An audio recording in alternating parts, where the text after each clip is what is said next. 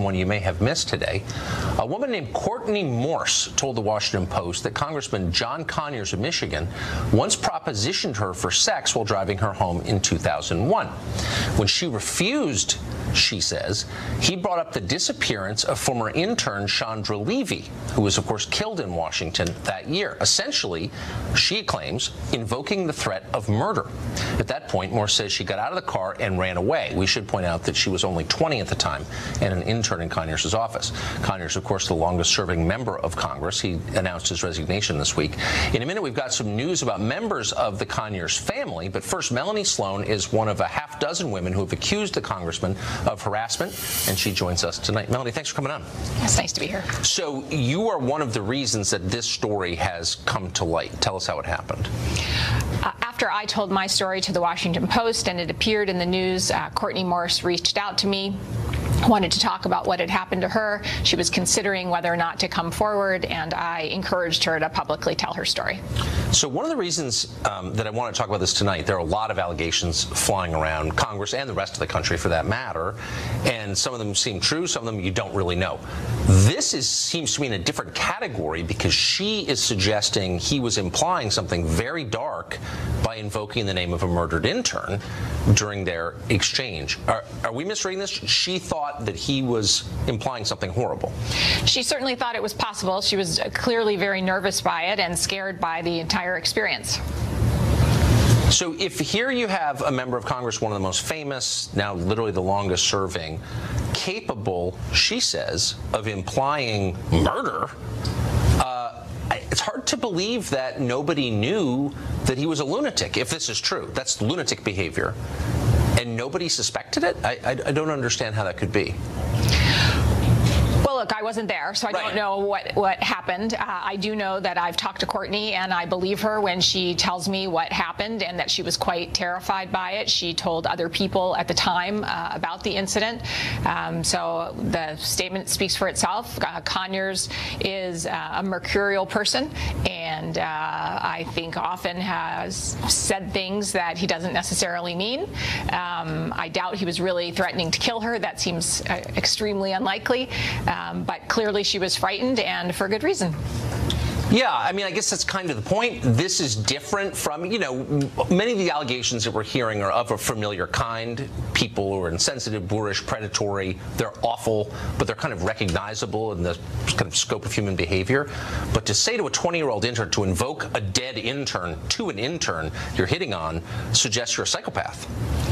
Well, I don't think Congressman Conyers is a psychopath. I can't explain his statements. You know, again, I wasn't there, and this was a long time after I worked for him. So I will say that he is unusual in how he talks a lot of times, and sometimes there seem to be inconsistencies in things he'll say. So it's hard to envision exactly what happened there. So you work for him, though. You consider him capable of this? I don't consider him remotely capable of killing anybody. No, of saying this. No, I don't. I really don't know. I never heard him say anything remotely like this. So but I certainly am not challenging Courtney's experience or what she heard. I don't know. Okay. It just seems like a big deal if he said something like this. A very big deal. Melanie Sloan, thank you. Thanks. I appreciate it. Staffers from Conyers' office say that for years there have been moments when it seemed like he had no idea where he was and who was around him. Sounds like a lot of fun. Meanwhile, Congressman Conyers has said that his preferred replacement would be his 27-year-old son, John Conyers III. He's got a lot of experience so far as a rap artist. You may be familiar with his song, My N-Words Turn Grams into Grands. He was also arrested earlier this year for stabbing his girlfriend, though the charges were later dropped. In addition to his career as a musician, he is a writer for the Huffington Post, needless to say. He's also a partner at some kind of hedge fund in Detroit and a multidiscipline consultant, in case you need more evidence that the financial economy, in some cases, is ridiculous. Mark Stein joins us tonight. Mark, so there's basically the headline here is a hedge fund manager is running for Congress in Detroit. How should we take this news? Well, actually, the headline is there's a hedge fund in Detroit. That in itself is quite a staggering concept. I'd rather have a real-life House of Lords than a hereditary people's house. And I gather there's a great nephew in the Conyers family who wants to run against the son. So the Democrat primary here is going to be, John Conyers III, choice between John Conyers III, John Conyers IV, the 5th Duke of Conyers, and Caitlin Conyers, who used to be John Conyers V before he transitioned. That's going to be your choice in the Democrat primary. I'm sorry. So you're something of a historian of Congress. How many members of Congress through the years have, in their past experience, stabbed someone? Well, I think to elect someone who has already, he claims, as Tom Jones did in the song Delilah, I think it was, I felt the knife in my hand, and she apparently was he says he didn't take the knife, she had the knife, and in attempting to wrest the knife from her, he wound up stabbing her. This doesn't seem to be the kind of candidate you're looking for if you're making a clean sweep. As Melanie just testified, she didn't think John Conyers Sr. was capable of killing someone, whereas this guy his son actually has been arrested for stabbing someone. That doesn't seem like an improvement, frankly. This is the Dean of the House. By the way, this is the Dean of the House. Yes. This isn't just some obscure creature. I have to say, Melanie has said that he called her into the office in his underpants, and his communications director said, "Oh, we all saw him in his underpants because he changed in his office." This guy has an office job. He doesn't have to put on doublet and hose and go on stage and do Hamlet. He doesn't have to climb into a tuxedo and walk out and sing "Can You Feel the Love Tonight?" Why is he taking his pants on and off in his office all day? These are very strange people. Some of the many mysteries surrounding the Conyers office. We're going to be certain to return to this topic with you, Mark, because you're an expert on this. Thank you very much. Thanks a lot, Tucker. Thank you. We have some breaking news tonight. Republican Congressman Trent Franks of Arizona is the third member of Congress to announce his resignation amid allegations of misconduct just this week. In a statement, Franks said that he never attempted to have sexual contact with any staffer, never touched anybody in his office, or tried to. But he admitted to having, quote, an uncomfortable conversation about surrogacy with two women who worked for him. The congressman was pushed to resign by the Speaker of the House, Paul Ryan. Rebecca Heinrichs was once an advisor to Congressman Franks, and she joins us now to help clear up this story. So from what you know, Rebecca, what exactly are the charges, not formal charges, what are the allegations that are causing Mr. Franks to resign? The allegations are that Congressman Franks approached two staffers individually about the subject of surrogacy in his office. He talked about surrogacy. He and his wife have fertility problems, and so he had uncomfortable conversations. According to him, he asked them if they would ever consider being a surrogate. He never, according to him, put the question to them if they would be surrogates for him. It's an awkward conversation. It could make somebody feel uncomfortable, but to me, that certainly doesn't rise to the level of sexual harassment or some sort of sexual abuse. But that's what the claim is, and that's what he says. I worked for the congressman. I have remained in touch with him. We've worked on policy issues because I continue to do policy with think tanks, and I have never been made to feel uncomfortable being with the congressman. I have never seen any slightest bit of sexual harassment or intimidation. He has treated every single member that I've seen of his staff with dignity and respect. So this is incredibly startling to me, and frankly, I find it a tragedy. I find it a tragedy that he's feeling like he needs to resign over what we know about the allegations. Well, he's being pushed to resign by Paul Ryan, apparently. Have you spoken to him since? I have not. So assuming, and this is a big assumption, but this is all there is to know, and sometimes there's more that we don't know, but this is what we do know. On the basis of this, do you think these are appropriate grounds for resignation? Absolutely not. When you're a member of Congress, you're going to be working with staff on very difficult issues of policy. Right. Congressman Franks, he is one of the most well-known pro-life members, and so he cares very, very deeply about the dignity of life. He was going through something incredibly hard. He was thinking through it ethically about surrogacy, and he was trying to go about it in a way that honored life of what would be his unborn child. And so he had an uncomfortable conversation conversation. Is it weird? Yeah, I think it's weird. Might it make somebody uncomfortable? Sure. Should she have left? Yes, I hope she did.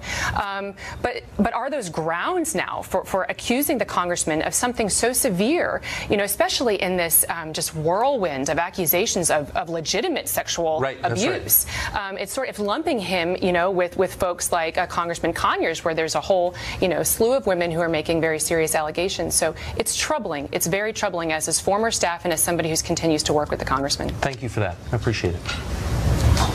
Well, Congressman John Conyers is not the only casualty of the recent stream of sexual harassment allegations. In an awesomely Washingtonian resignation announcement, disgraced Senator Al Franken of Minnesota called himself, quote, a champion of women, also lashed out at his political rivals, did not apologize once to anyone who accused him. Is the outrage over sexual harassment based on a genuine concern for the victims, or is something very cynical going on here? Philippe Reines served in Hillary Clinton's inner circle for many years. He was not impressed by New York Senator Kirsten Gillibrand denouncing Bill Clinton the other day, and he joins us to assess everything that has happened. Philippe, thanks a lot for coming on. Thank you, Tucker. So, look, I'm not exactly sure what I think of everything around Senator Franken. I didn't like him as a senator. But I do know that a lot of the people denouncing him, particularly Senator Gillibrand of New York, are hypocrites. You made this point that she's a hypocrite. What was the response when you said that? Well, let me preface this before getting into the politics of it, that obviously this behavior, whether it's Senator Franken or candidate Moore or Congressman Franks, Conyers, this has to be taken very seriously. When true, it's inappropriate and abhorrent. Right. I agree. With Senator Gillibrand, the point I was making, and I think continue to make, is she's not putting in context her rationale for who she calls for resignation and when. She, 2 weeks ago, called for Bill Clinton's resignation, or saying Bill Clinton should have resigned 2 decades ago. Didn't really explain why. She didn't say she regretted not speaking earlier or regret taking the Clintons' support or money, and then goes a few weeks without saying anything about Senator Franken until yesterday. Now, that's not to say her decision is wrong. She was joined by 29 other senators. But most people have been discussing this within a framework of, if someone does this, it's unacceptable and they should resign. It's unclear in the way she's been describing her actions what that rationale is. I agree. And I'm also bothered. Look, if one of your colleagues exhibits poor judgment or does something grotesque or indefensible, attack him. I get it. But when you call yourself a defender of all women under all circumstances, you had better defend all women under all circumstances. Earlier this year, Ayaan Hirsi Ali, who was an activist against female genital mutilation, went up to the Senate and testified before a committee. She later wrote a piece in the New York Times describing how the female Democrats on that committee basically blew her off, ignored her, didn't ask a single question, were in effect hostile to her. I don't understand how, and they are specifically Heidi Heitkamp, Senator Harris of California, McCaskill of Missouri, Hassan of New Hampshire. How can you call yourself a defender of all women when you can't stand up against female genital mutilation? I'm confused by the inconsistency there. Well, I'm not familiar with that event, but I will say you can't just say that all the women of the Senate, whether they're Republican or Democrat, are not attuned to allegations and concerns of women. That would be absurd to say. How they reacted in that case, I don't know. I don't know why, but I think what we're seeing now is everyone feeling around where exactly and how exactly to deal with these accusations. You have Senator Franken. You showed a clip of what he was saying, and he's getting a lot of grief because he said, I'm resigning, but. And I think as much criticism as he's getting, it's showing the concern, and certainly among Democrats, about the hypocrisy. And he said it himself. I'm resigning. A month from now, Roy Moore is going to be taking my office. I'm resigning, but Donald Trump is still president. And there's no reckoning across the board. There's no standard being across the board. Here's the standard. Look, we make a mistake when we assume that all abuse or harassment is sexual in nature. You can mistreat the women in your office without hitting on them or taking your clothes off in front of them. And I'm wondering if you think that all these senators who are attacking Franken, how many of them have like thrown a stapler at a woman in their office or screamed at their female subordinates? I think that happens. Man. Or man. No, I'm just saying, like, if you hold yourself not okay up, to throw a stapler at anybody. It's certainly not. And yet that kind of behavior is very common up there. It's not sexual harassment. It's every bit as bad. Look, the Congress, in a lot of ways, is not a typical work environment. Obviously, that has to change. What we've been seeing in the media, in finance, and other places, when someone has an accusation, they are looked into and quickly dismissed. The House, the Senate has got to, but it's a problem because, again, if you're Al Franken, you're like, what's going on here? I agree. And the problem is that the White House, to answer this, says, well, Donald Trump was elected, therefore it's over. But that's actually not true. That's why congressional staff ought to be unionized. You're for unions, Democratic Party. You know, there ought to be a staffers union on the Democratic side. I worked on the Hill for a dozen years, and if anyone threw a stapler at me, I would have been the norm array of no staplers. Talk to the shop steward. Thank you, Philippe. Thank you for having me, Tucker. Yet another Fox News alert on a night full of. The Justice Department has launched a federal investigation into Planned Parenthood and its practices and the sale of fetal tissue. In a letter first obtained by Fox, reporters Brooke Singman and Jake Gibson, the Justice Department has formally requested unredacted documents from the Senate Judiciary Committee, the same panel that led the congressional probe into that organization, Planned Parenthood. The letter includes confirmation of an ongoing investigation into practices over there. We will keep you abreast of that investigation. Up next, exclusive new information about the Mueller probe's deep ties to the Democratic Party establishment. How did the people who defended one of Clinton's closest key aides wind up on the investigation into Donald Trump? We've got details. Stay tuned.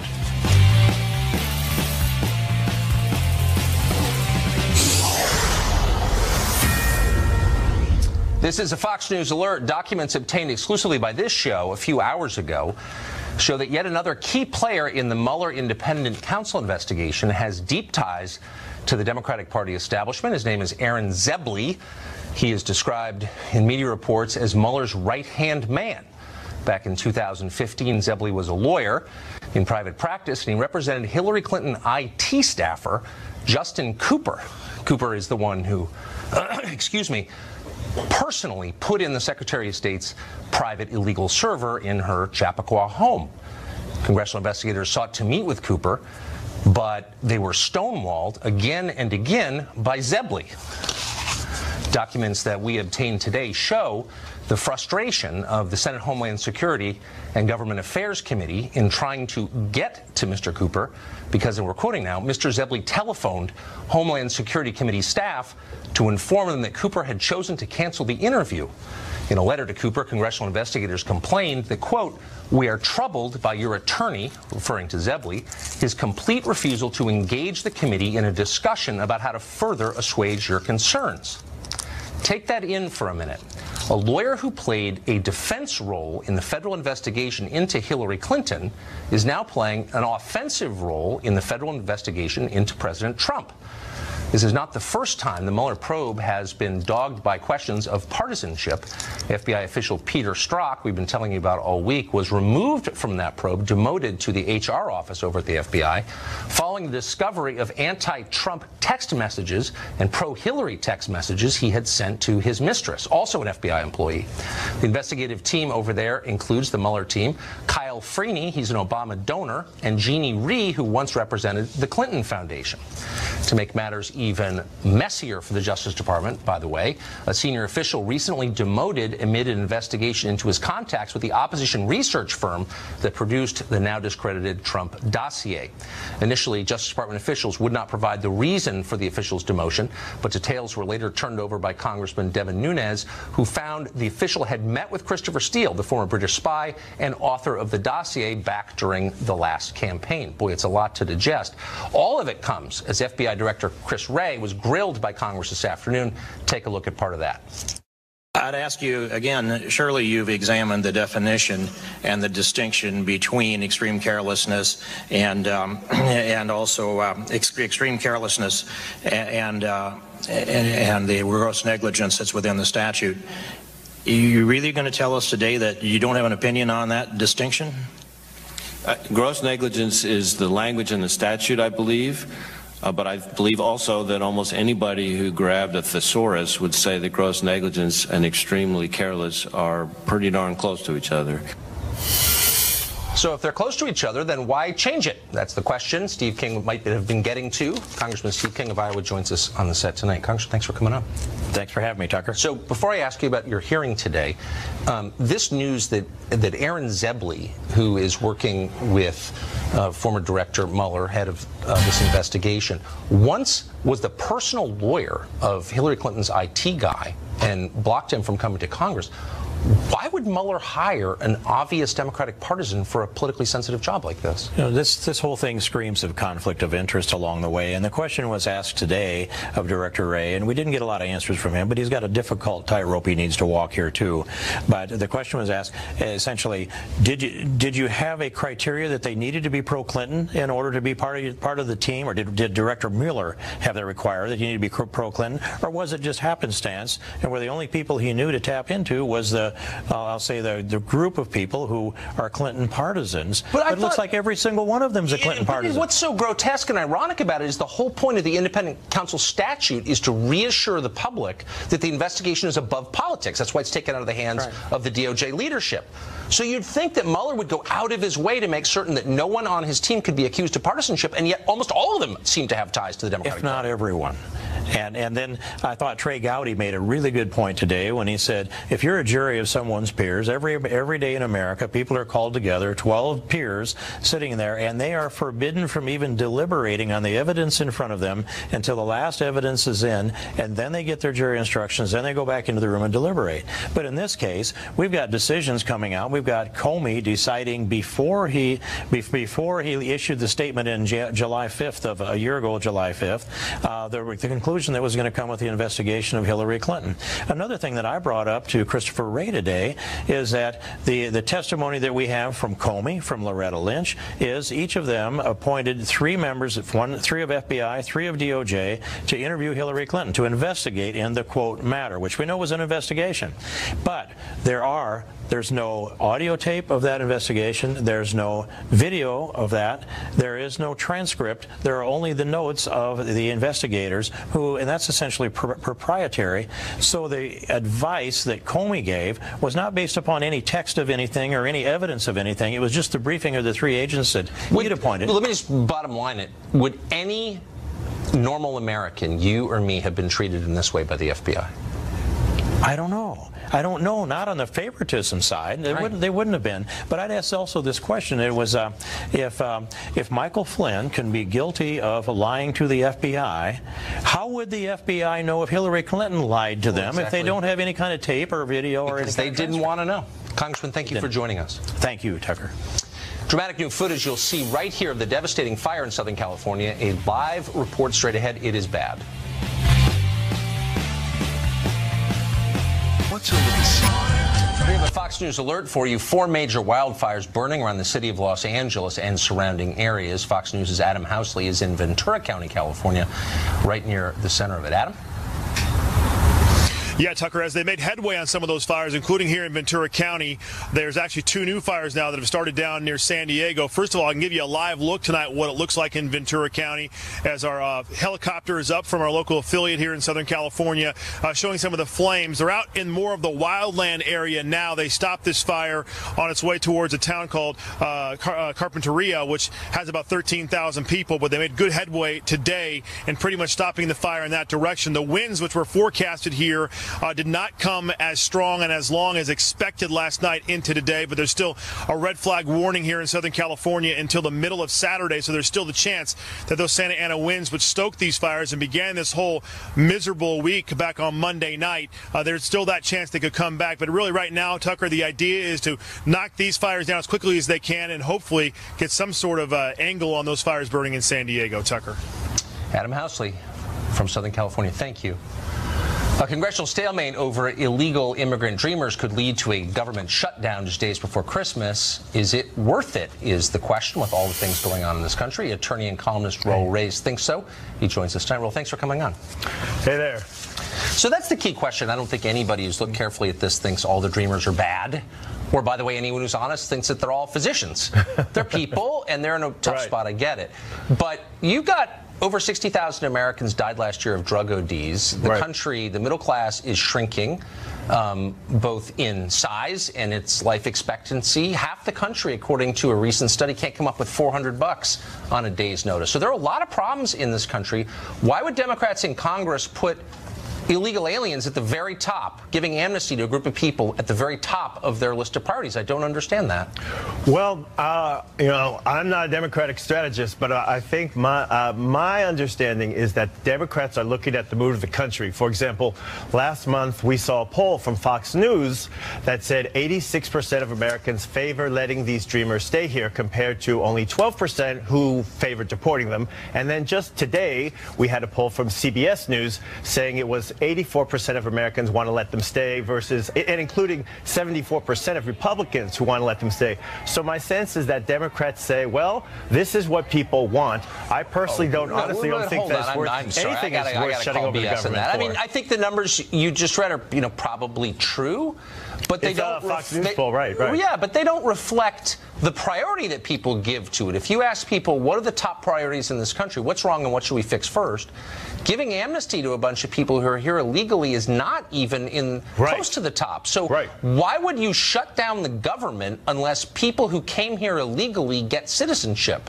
Jump in front of everyone else around the world waiting in line to get citizenship. Give it to these people. Why would that be the top priority? Right. Well, in fact, I don't think most Americans think it is a top priority. I guess I would say two things. Number one, remember, DACA is not amnesty because it's a temporary grant. It's not legal status. It's only temporary lawful presence. Right. No, but it's amnesty. I mean, and it is the Democrats' top priority because they're shutting down the government, they say, if they don't get it. So maybe we have a disagreement over the terminology around DACA. If you're shutting down the government over it, I think it's probably a top priority. No, but to your larger point about is it worth it shutting down the government, I personally, I think no. But look at it this way. If I were a conservative, I would be very concerned if this did proceed to a government impasse for two reasons. Number one, Republicans control the White House, House of Representatives, and the Senate. So they are likely to be blamed, even if it is not their fault. Yeah, I mean, whatever. So I don't understand the politics or care about them. I just want to know what's good. Hold on. I want to know what's good for the country. So we all agree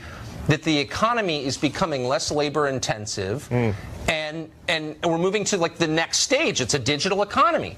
So the majority of dreamers are now adults, and yet the majority of them, according to government statistics, don't have high school degrees, even though they're adults.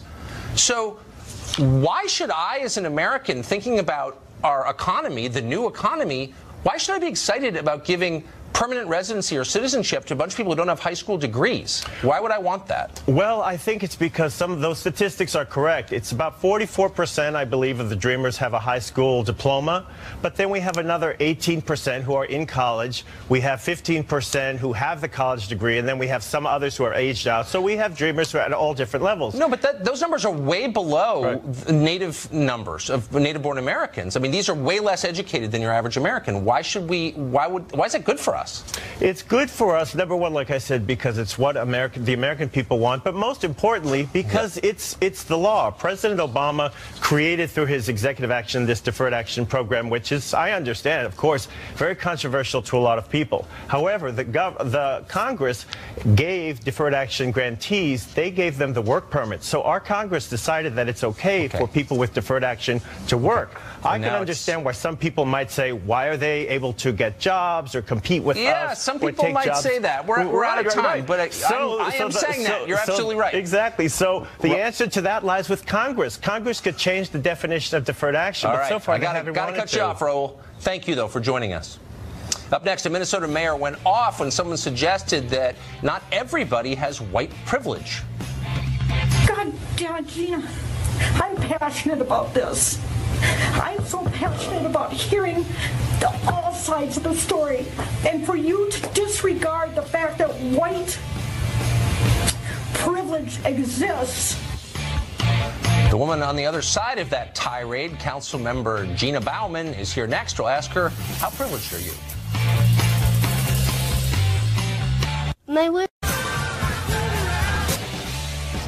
Well, the mayor of New Brighton, Minnesota, had a psychic break on camera the other night. She broke down in tears and was shaking after a city council member suggested that not every white person is the beneficiary of something called white privilege. Take a look. I don't understand white privilege, then you are not representing those people. You're not willing to listen to them. And what you have just said is the most racist. Excuse me? Don't you ever accuse me of that. White privilege exists, and it is something that we need to accept in this country. You're interrupting me, and by golly, I'm running this meeting. We're on camera, I'm and you're running this. accusing me of something pretty big here. It's unacceptable because you have no case. You're out of order. You're out of order. Gina Bauman was the council member who was yelled at in that video, and she joins us tonight. Gina, Minnesota is such a nice state. You notice that everyone else in the video is sitting there politely as it goes on. So you were accused of having something called white privilege. You denied having that, whatever it is, and the mayor called you a racist and started crying. So let's just start with the facts. Are you privileged? Did you grow up privileged, like serious privilege, like Oprah-level privilege? Were you that privileged growing up? No, I wasn't. I grew up in an Italian neighborhood for most of my childhood, and we were not privileged. They were working hard, and where we actually helped each other, we looked to your neighbors, your church, your friends and family, and we were not privileged. I did not grow up wealthy. Right. So when you said that, I understood you to try to explain that, and then the mayor lost control and started yelling at you and started crying. What do you think about that answer drove her to tears of rage? I think it's not her answer. So if it's not her definition or her answer, then that's why she kind of throws a fit. But I personally believe that it kind of started when the other council member began saying everybody has white privilege if you're white. And I believe that not to be true. Right, that you should treat people I don't think privilege has a color. Yeah, well, that's obviously true. And you should treat people as individuals, not as interchangeable members of racial groups. So her behavior suggested someone who, needs help. Do you think she's going to get that help? No. If you actually know her, yes, that's a pretty common.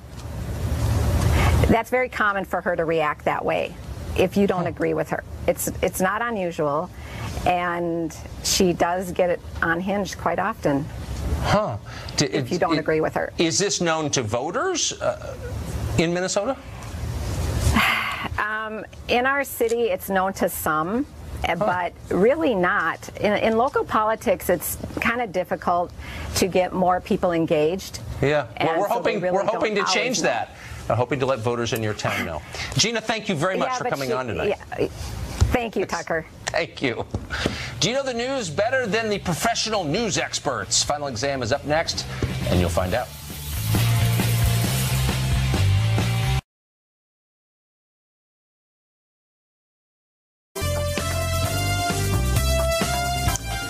Now for Final Exam, best part of the week. 2 contestants and certified news experts pitted against one another to determine which has been paying closer attention to the news. We can't overstate. These are people who are paid to watch the news. Joining us this week, Fox News Tonight anchor Shannon Bream, who remains undefeated in several, maybe 4 or 5 news quizzes, and a newcomer, Fox News correspondent Jillian Turner, whom we are proud to call a colleague all of a sudden. Great to see you both. Yeah. Do I need to, thank you guys so much. Do I need to point out my disadvantage, which is that I've only been a correspondent for 2 days? Yes, listen, I feel like he's warning us that he's going to make us look stupid tonight because he's like, keep in mind, these people are paid to watch. Well, that is true. That is true. And we're thinking you could be the you. giant slayer here. But we're going to find out. Here are the rules. Obviously, Shannon knows them well.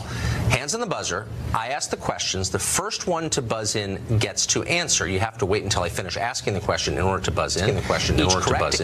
Each correct answer worth 1 point. If you get it wrong, you lose a point. Best of 5 wins. Winner gets the fabled mouth-breathing golden retriever mug. So a real favorite Shannon with has a viewers. whole cupboard of them. She does. She's got a Listen, whole. Like every time you have coffee. Right, when the good china, when people come over, these are the cups that we The bring out. mouth-breather mug. We do. It's perfect. All right, you ready? Well, one more question. Yes. if someone gets the answer wrong, does the other contestant get a chance? Or No, we mock you and move on. All right. But there is a kind of moral penalty for it. Okay, question 1. Or an easy one to start. Some surprising news concerning the Olympics this week. Which country has been banned from competing in the 2018 Winter Olympics in South Korea because of doping in previous games? Oh, Jillian Turner. Yes. Russia? Russia is the answer. Go to the tape. Is Russia correct? Russia will be banned from the upcoming Winter Olympics. Yep, you heard it right. The International Olympic Committee punishing the country for a massive doping scandal at the Sochi Games. Athletes who can prove they are clean, they're invited to compete, but they'll have to compete under a neutral flag. Russia, says Jillian. I don't know, but Pete agrees. I don't know. You were correct. Pete likes that said it must be true. It's absolutely true. Question 2. Ex-49ers player Colin Kaepernick was just presented with the coveted Muhammad Ali Legacy Award during a Sports Illustrated Sports Award ceremony. Which famous person, a singer, presented him with that award, saying, quote, "Kaepernick has a selfless heart"? Shannon Bream. Beyonce. Beyonce, says Shannon Bream. To the tape we go.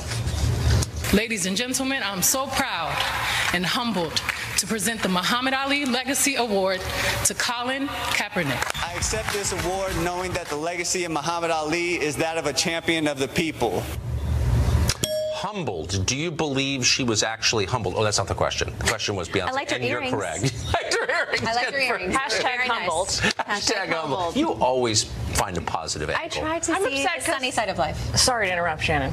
I was going to say I'm very disappointed because normally I'm very up on pop culture. I thought you'd. I don't know how that one But slipped. part of it is my radar. reaction time. Just She's one. cat-like in her reflexes. No, there. look, listen, she proved that buzzer works. Because last week everybody was like, Peter Ducey's buzzer didn't work. It works. I watched that. He was trying. That's why we haven't brought him back. Question 3. New research found that eating a certain type of fatty, indulgent food every day can, in fact, lower the risk of heart disease. The question, which food is it? Here's a hint. Greatest food in the world. Fatty food. Which fatty food? Think of it this way. European countries, healthy people, eating a lot of this food. That's the last hint. You can melt it. Shannon Bream. Cheese? Cheese, says Shannon Bream. To the tape we go. A new study suggests that a little cheese a day could keep the doctor away. A recent analysis of over 200,000 people found that those who ate cheese daily had a 14% lower risk of developing heart disease and were, yes, bring on the brie. Not us. It's totally true. That's why you never see unhealthy pizza eaters. Have you ever noticed that? I've seen some unhealthy. Yeah, I have too. Little pizza joke. But cheese is great, I will say. Cheese is good. As a non-physician. Okay, next question. A member of Donald Trump's cabinet set the internet on fire this week when photographs of his trip to Saudi Arabia went viral. Who was it? Trump cabinet, Saudi Arabia, We've been busy. viral photographs of a totally restrained G-rated kind, but still interesting. Saudi Arabia. Who would Secretary be going? Tillerson there? Is that your guess? Do I need to hit the buzzer? It's a buzz. Is Secretary Tillerson your guess? He's there, right? That's what I We think. should know that. I think he's Secretary Tillerson. Is it Secretary Tillerson?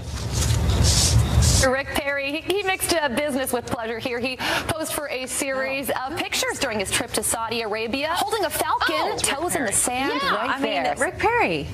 Rick Perry.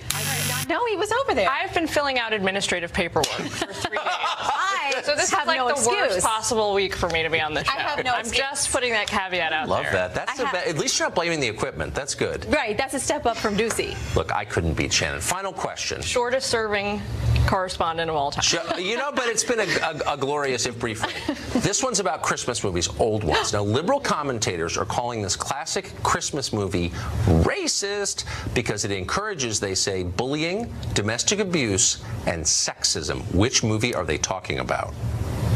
Where have I been? Okay, the third stumper in a row. I'll give you one Ask me about hint. Jerusalem. This is the least offensive movie ever made. That it's now racist. Is it like a recent or an old movie? The other hint, it's animated. Oh. And it's not The Grinch. It's about an animal. I made a Christmas movie about an animal? Yes. How old? Santa loves him. Oh. We are the worst. I don't know what happened to us this week, but I'm going to say Rudolph. You're just saying like this. Rudolph the Red-Nosed Reindeer is racist? Shannon, you No, I'm not saying that. Let's see if the tape agrees. Rudolph the Red-Nosed Reindeer is We're racist. both getting last place. Stop calling me names. The Huffington Post criticizing this classic holiday film using comments from the movie's audience. Those critics claim it shows a teacher encouraging bullying, an abusive father, and sexism against Rudolph's mother. Is the Huffington Post a real publication, or is it a parody designed to discredit progressives? Oh. Well, and also, if we're talking about, you know, like anti-women, you know, domestic violence stuff with reindeer. Yeah. What about Bambi? The mother died. The mother got shot. On the next show. Thank you both, Shannon. Your reign remains in place. Another I'm gonna have the coveted complete mouth-breathing set. mug. Anytime you Jillian, come over you for did dinner. great. You did better than any other competitor against. Yes.